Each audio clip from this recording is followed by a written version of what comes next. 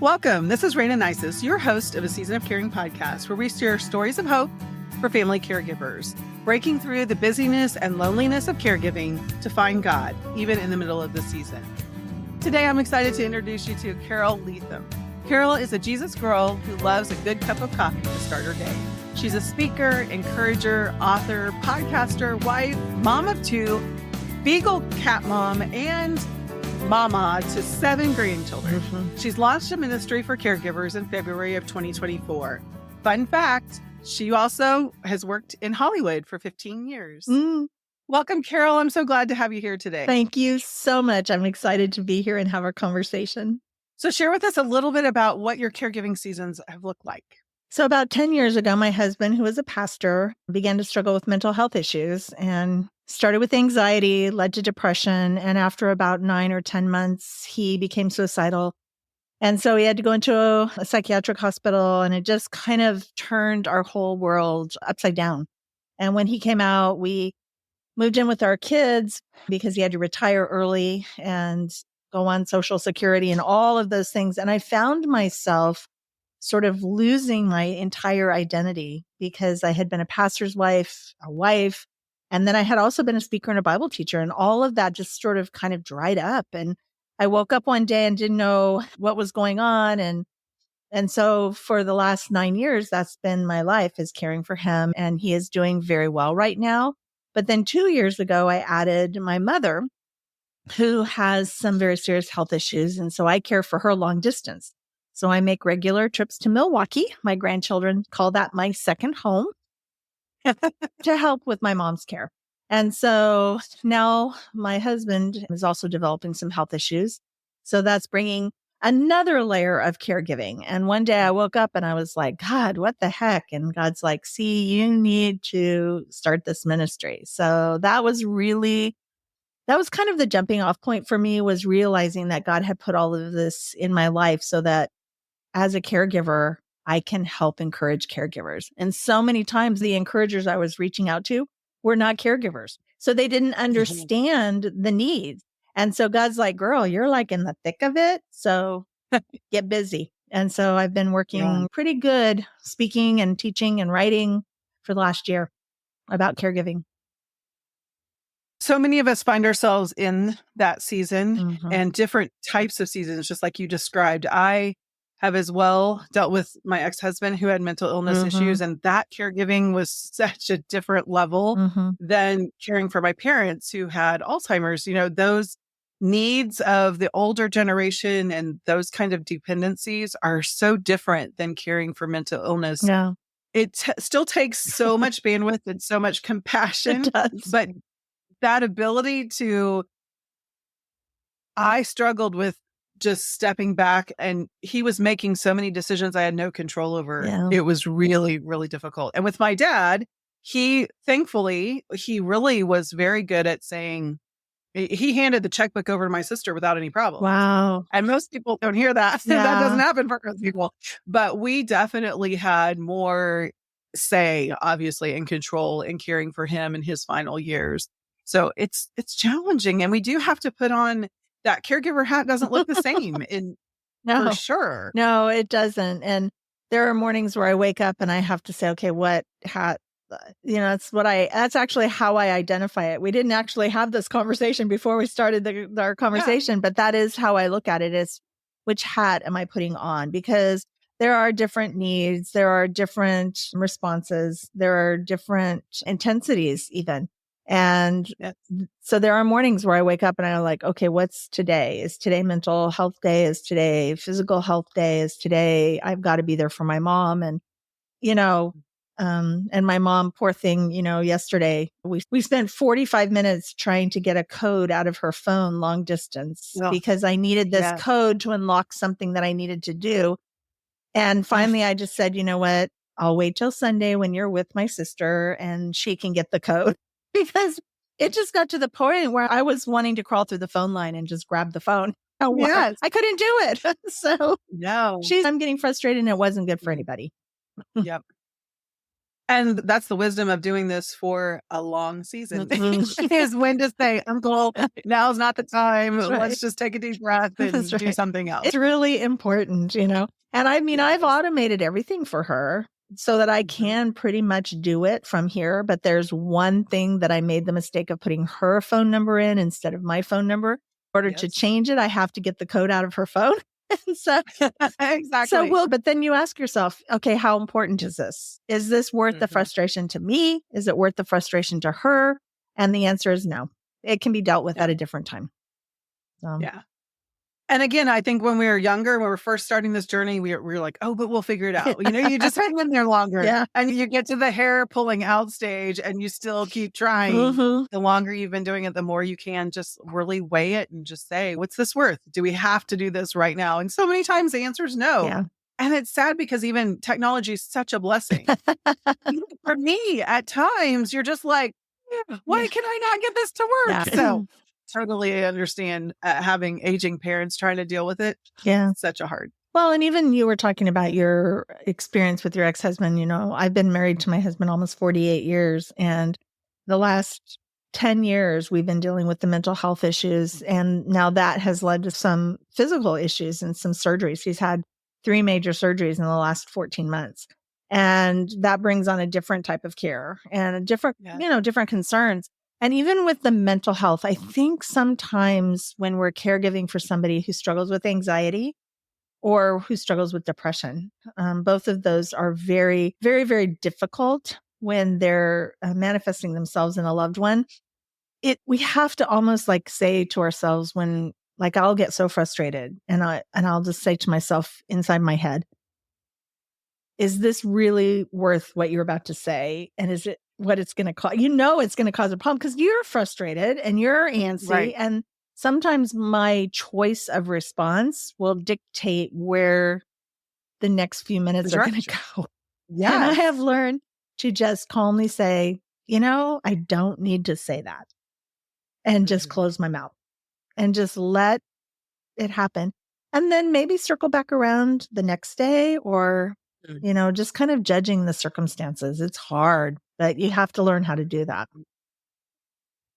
When there's less emotion involved, it definitely is an easier conversation. Yes. But unfortunately, emotion on both sides just kicks in pretty quickly. And that's one of the things, even in dementia care, it's joining their reality. It's not important that it's not Sunday, even though it's really not Sunday. It's not important. Yeah. And so being able to let go of those things and just realize right here and right now, this person, this time, what we have together, that's what we've got. Yeah. And that's what we have to work with. And that's something, again, age helped me so much.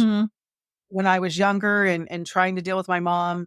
She didn't talk. So that's probably a blessing in that she couldn't talk because she couldn't tell us things that weren't true.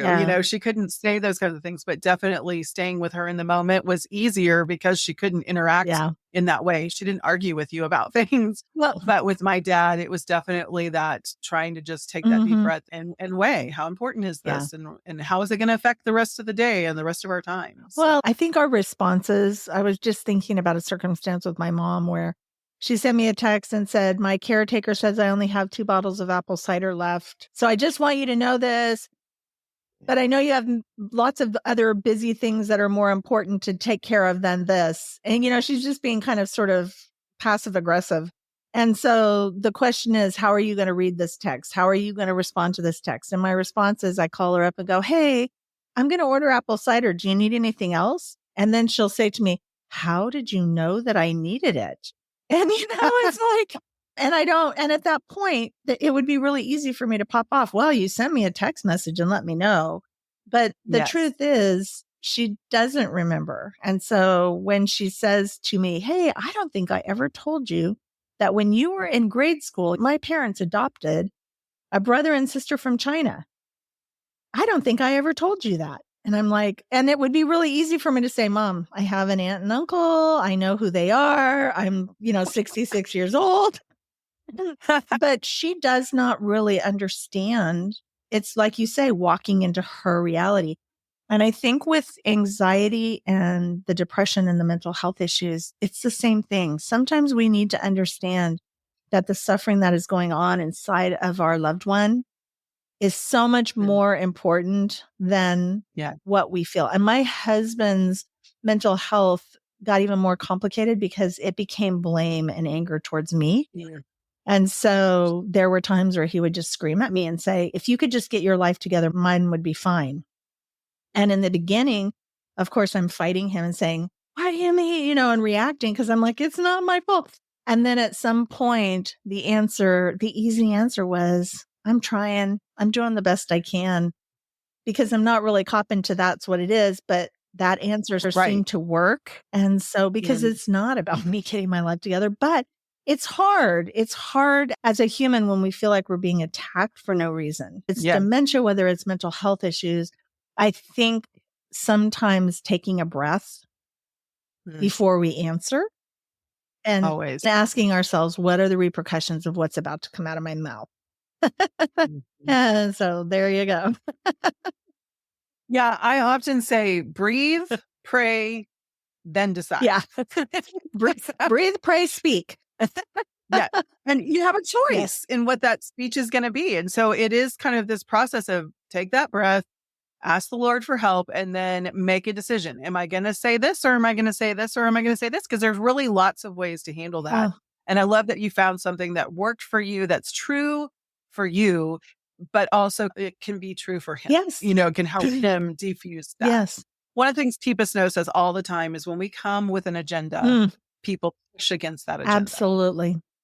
And we don't look at it that way. We don't think of it as being an agenda. But we're trying to accomplish something. And usually that's what the conflict is about. Let's go to the doctor or let's do this. Yeah. And you have an agenda. And because you're pushing with that agenda, they are often just confused or not sure, or their agenda doesn't match. And so there's this pushback that none of us like to be pushed. Yeah. I also discovered early on in our journey with my husband's mental health and the anger and the blame that there wasn't a lot of practical help out there.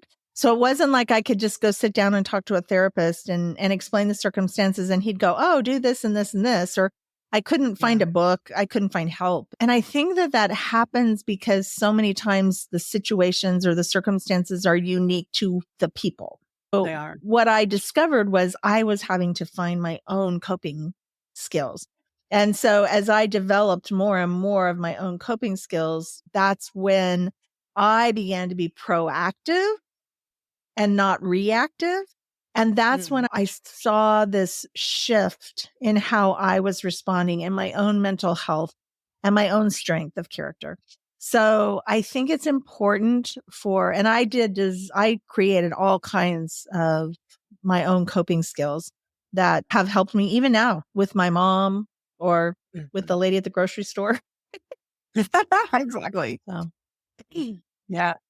I think it's true in all illnesses, in all situations. Every individual is different. Yes. But part of what I love about supporting caregivers is I can share what I've done. Yeah. And it might not work for you, but it might. And so learning some tools, learning and listening to how other people are handling things really can be powerful in giving you a toolbox to at least say, I'm going to try this one today. Yeah. And when it doesn't work, say, oh, well, let's see what else is there. Okay, let's try this one. Oh, absolutely. Absolutely. Yeah. Can I share with you one of my favorite? Yeah. It's one that I developed because I throw epic fits at God. There are times where I'll wake up and I'll go, I didn't sign up for this. And then the Holy Spirit softly whispers, oh yeah, you did. You did. And one day I was in the garage and I was throwing an epic fit and I was screaming. And, most of the people, my husband was inside, but everybody else in the house was gone. And I often wonder if there was a neighbor walking by, what they would think if they heard me outside the garage, because I was literally like yelling at God. Do you see what's going on or whatever? And all of a sudden I got this thought and I walked over to the workbench in my garage. And my son-in-law has a workbench. I live with my kids. And I grabbed this blue roll of painter's tape and a measuring tape. And I marked out a 3-foot by 3-foot box. I measured it very carefully and taped off a 3-foot by 3-foot box in the middle of my garage. And I'm still screaming along the way. I was just fighting mad, spitting mad, and just telling God how unhappy I was with the circumstance that I found myself in. And so then I put the measuring tape back and I stood up and looked up at the sky and I said, do you see this box? I'm going to step in this box. And when I step in this box, that's all I'm going to be able to deal with. And so I just physically stepped into the box. And when I did, I said, this is all I can handle. You're going to have to take care of everything else. And then I took a breath and I heard the Holy Spirit very clearly say to me, it's about time. And what I realized is that I had been trying to control everything when I really could control nothing. And I have used that, I call it the blue tape box therapy.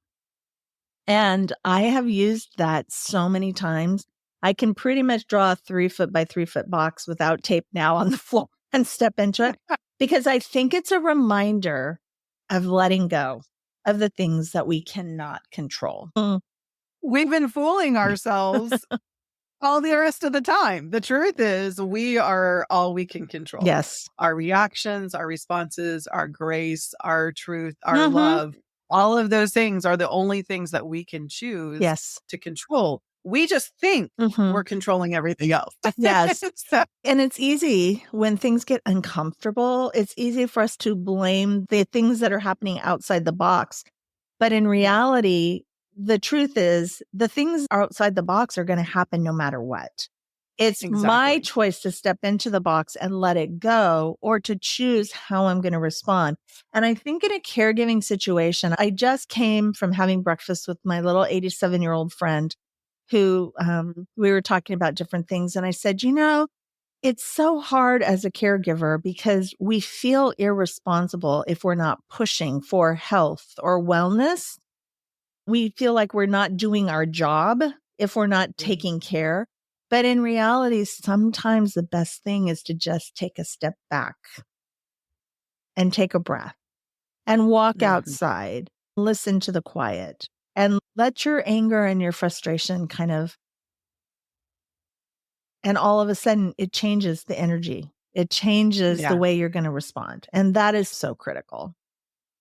It really does. I think it's a life lesson that the Lord's trying to teach us always. I jokingly say he gave me naturally curly hair so that every day I would be reminded I'm not in charge. Because I can do as much as I can do, but it's going to do what it wants. And some days it's more stubborn than other days. And so that reminder throughout my life, I mean, every morning when I'm fighting that wave that goes the wrong direction, I'm like, yes, Lord, I know. Put the hot iron down and go on with the day, right? So, but it is something that we do. We really have to, it's an ongoing lesson because sometimes we feel like we're doing pretty well at just letting God have it all. And then the next thing we know, we find ourselves frustrated again and going, why can't it just be? And it's like, it's just not supposed to. Right. We just need to let it go. You speak truth there, sister. So share with us, how has God really shown up for you? Share one story of where he really showed up for you in this caregiving. People crack up when I start telling them all the ways that God shows up. When this all crashed, we had planned to work for another 10, 15 years. And so we found ourselves retired at an early stage. And I had a business that kind of went downhill, my speaking ministry, my teaching. Somehow his illness negated made me it invalidated me.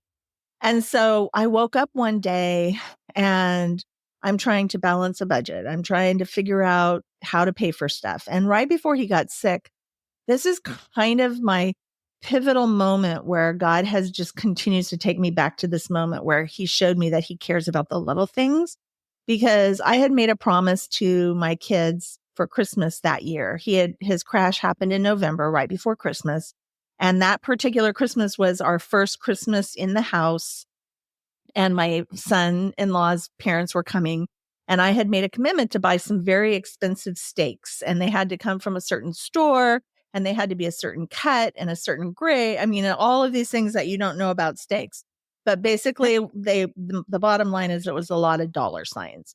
And so I found myself, we had just come back from being out of the area he went into the hospital and then we couldn't come home for 4 weeks because he had to complete some outpatient care. So it was the first weekend we were back in town and we had just gone to church and it was so uncomfortable And we're going home, and I know I need to go by this place and buy these steaks, but I don't have the money. And I'm really one of those who I've never carried a balance on a credit card. And now I'm realizing that I'm going to put these steaks on a credit card and not be able to pay for them. And so it was hard. It was the hardest thing I've ever done, was to leave my husband in the car, walk in, tell the guy what I wanted. It's like this old fashioned meat market, and he's wrapping them up. And then he tells me it's going to be $149.72.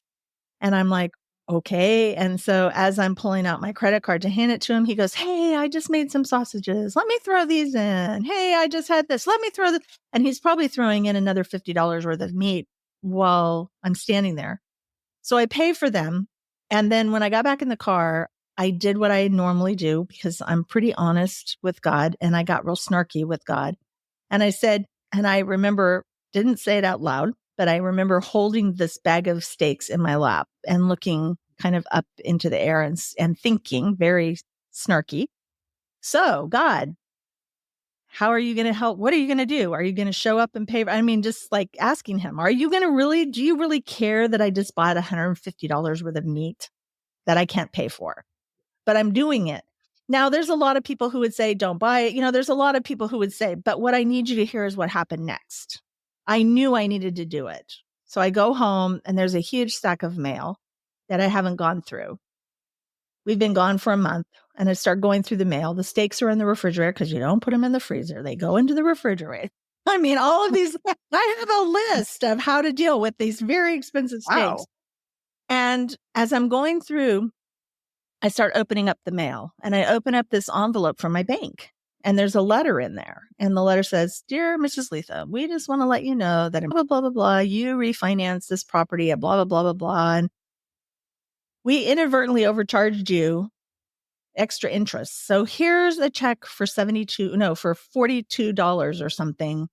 And I was like, okay, that just paid for a third of these steaks. Yeah. Well, then I realized that about that time, I had done another financial transaction with this bank. And so I opened up the other letter, which I found at the bottom of the pile. And basically right there in my desk, a month before, they had been postmarked 3 weeks before I opened them, 3 weeks before I bought these steaks. God had already put the money in the inbox on my desk in my house. And so I was able to deposit $151.73 into my checking account that day. But more importantly, God was showing me that he cares about the little details, and he sees what I'm walking through. And so I think it's so hard. And what I really want the listeners to hear me say is, it's not about the stakes. It's not about the money. It's about God seeing you and knowing exactly what is going on in your life. Comfort there. There's a comfort. Now, there have been times since then where that hasn't happened, and I've had to carry a balance on a credit card, and it slays me because I have to do it. But, there's a lesson there that, there's a lesson there that God does see it. And so many times we get so wrapped up in the details that we miss how God shows up. So that's just one way I have seen God show up in my life in just an incredible way. I love it. I love the one thing I tell myself repeatedly, and I often say when I'm praying, is, Lord, none of this is surprising you. I know. It is a surprise to me over and over again, but this is not a surprise to you. And it wasn't a surprise to him that you needed the money. Right. And he gave it to you so much before you even knew you needed it. Yes. And we can find that supply before we even know we need it. It's there. He's got it covered. I would like to also say that there's another moment where I have seen God just really show up. And that is, I've had a friend in my life for 25 years at this point, and I knew she was a retired nurse. But when my husband first had his crash, is what we call it, she was there. And she said to me, well, about 2 weeks before the crash, we were having lunch, and I was really upset because I could kind of feel this momentum shifting, and I knew something was going to happen, and I knew it was bad. And she reaches across the table and she says to me, Carol, we've been friends for a long time. And I said, yes. And she said, I'm a retired nurse. And I said, oh, yeah, I know you're a retired nurse. And she said, what you don't know is I'm a retired psychiatric nurse. Mm. And so God had put this woman in my life 25 years before, knowing that I was going to need her for this 5-year period of time where we were working with medication and hospitals and psychiatrists and all of these things. And there were so many times where I would call her and she'd go, okay, let's stop for a second and let me break it down for you. And I think just seeing how God put her in my life, knowing that I was like, we talked about a few minutes ago, knowing that this is not going to surprise him. And he put Nancy there way before this to build the relationship so that she would be there when I needed her. And I think that those are the things that we miss when we don't take that breath and stop and say, okay, God, how am I, bring God, invite God. He's already there. But when we invite him in, basically what we're doing is we're opening our heart so that we can see what he's already going to do. Mm-hmm. So important and not easy to do. That's part of why when I first started the podcast, it wasn't the same structuring, and God just really laid on my heart, just help caregivers remember that I'm here. Yeah. Just share stories so they know that I'm here, because it can get so dark and can get so hard and we can feel so tired. I hear that word over and over again as I coach. I'm just tired. I'm like, yes, you're tired to the physical, to the bone, to the spirit, but keep looking because he's here. Yeah. Keep asking, just open the door. He's showing you. You just haven't, you're too tired to lift your head. Just lift your head. You can do it. We can walk to it together. Yeah. We can, we can pray and he's there. So that's my heart's desire is just to remind people, because it's a long journey sometimes and it's always hard. Growing's hard and caring's hard. It just is. Is. But that's okay because he's faithful, and with him, we can do it. We can take one step in the right direction each time and just, allow him to open the doors, allow him to love on you, even in the times that are difficult. No, and it's real easy for me to get discouraged because I don't think anybody wakes up and says, oh, I think this is how I want my life to go. Exactly. No one ever said, oh, this is how, sign me up. But here's the interesting thing. And this is why I started the ministry in February and why I'm continuing to work and speak and write and encourage caregivers, because there's 55 million of us in the United States alone. And when we say that we feel alone, it feels alone. I mean, I was somewhere yesterday morning at 6:00 working out with a whole bunch of people from my church. And I just felt alone because I was overwhelmed with some circumstances that I was dealing with. And I'm not stepping into the conversation to talk to them. I'm staying on the outskirts because my isolation is what we tend to do when we feel overwhelmed. And what the isolation does, it says to us, yeah, you are alone because nobody cares. But it's not true. It's not true. We get on this road of, okay, we're feeling overwhelmed. Then we feel alone. Then we isolate. And then all of a sudden we're confirming that we're alone, which is not true. We're alone. So I just hope that if there's somebody out there that's listening that feels alone, then they need to understand they're not alone. They have me, they have you, they have 55 million other people out there. And so my goal is to just encourage, and let's link arms and support and encourage each other. Yeah, for sure. I love that. Thank you so much, Carol, for being here today. Can you let our audience know how they can find out more about you and remind us again of the podcast and all the fun things you're doing? So my ministry is called The Caretaker's Journey. So you can reach me at thecaretakersjourney.com. That's the website. And then my book, I have a book that sort of tells the story of my journey with my husband for the first 6 or 7 years. It's called Are You Ready to Find Joy When Life Gets Messy? Because it is a messy life, and it's available wherever books are. And you can also find more information on that on the website. And then my podcast is called The Caretaker's Journey Podcast, and it drops every Friday morning, and it's wherever podcasts can be found, wherever you listen to your podcast. So I would say reach out to me. Please find me on my website, email me. If you sign up for the email list, I have one of my favorite ways of resetting that you'll get as a free download. It's just a little solitude thing that I walk people through that just helps you remember God's there. He cares. He sees you.